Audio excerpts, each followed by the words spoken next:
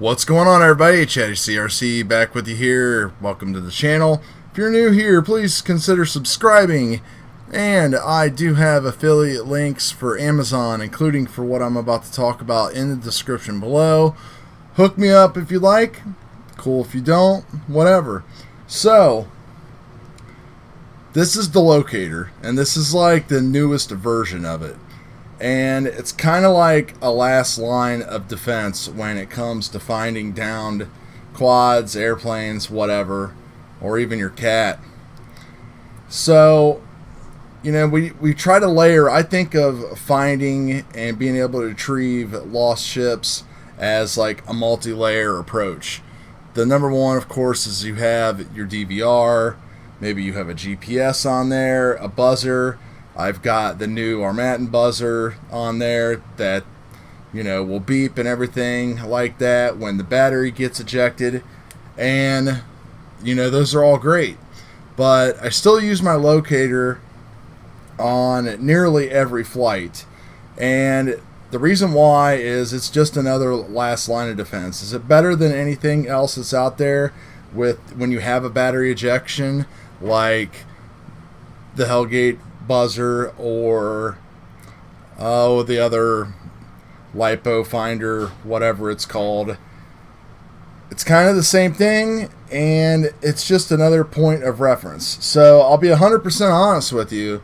The first version of this, I think, worked a lot better. It was rock solid. I bought it probably a couple years ago.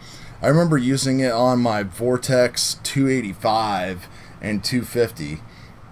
And it had a super good range of probably 150 to 200 yards, which is pretty respectable for something like this that's buried in the weeds. I should mention that this is an RF tag. It runs on, I think it's 2.4. I think it's 2415 or 2425. I'm not 100% sure. I'd have to look it up again. But I remember looking at it to make sure it wouldn't interfere with my 2.4 video. But the good thing about it is it doesn't work until it's activated anyway. So I've had tiles and stuff like that, and I'm sure a lot of you had as well, the Bluetooth ones. They are pretty much worthless. So if you're ever going to get some kind of a tag system, I would recommend this tag system. It works probably, I would say, up to anywhere between 50 and 75 yards, which if you put that in a middle in a big search pattern, you know, that you would have to walk around, you know, it's still a pretty good area. So, you know, if your battery ejected and your beeper wasn't working and you just weren't sure with the DVR, then this thing will take you right to it. And as long as it's not in a tree, you'll be able to retrieve it. And it works really simple. The kit comes with 2 tags and a remote, and it runs off of CR 2032 batteries, which you want to change these pretty often, even if it's not working, just because I found that the battery power does limit the range a little bit. And you get it, you assign your tags, and then I use like a zip tie through it, and I just zip tie it to like the Velcro strap on my battery, or I just throw it into my like my NANO GOBLIN in there in the bay or whatever with my planes.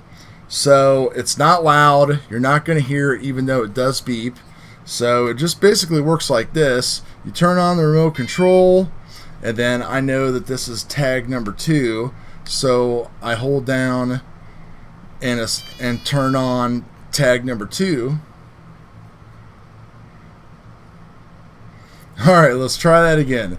So you turn it on, you press the button for tag number 2, it beeps, you can hear the tag start beeping, and then it's going to beep and it's going to give you a direction. And of course, you know, it's 6 inches away, so it's going to find it, but it gives you directional readings. And I'm not kidding when I tell you that this thing actually works, you know, out to around 50 to 80 yards really good, even if it's buried in the weeds or whatever. So it'll get, as long as you have a general idea, you can kind of just point and walk yourself to it. It really does work that good.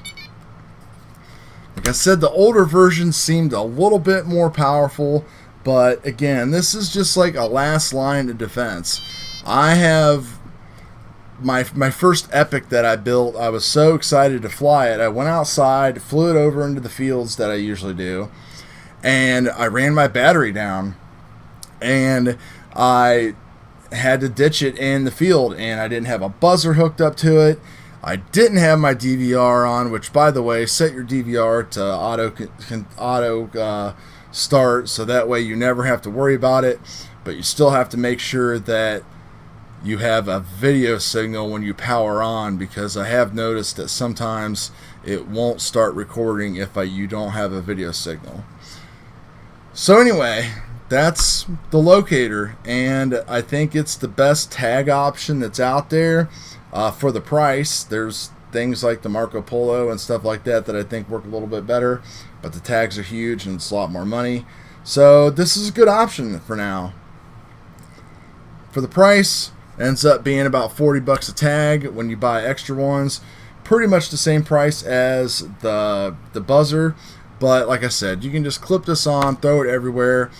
99.9% of the time, as long as you have DVR and you can get to it, you're going to be able to get to within a general area of where it went down, within hopefully that like 100 yards, and this will help you get to it. So that's it. We'll talk to you guys later.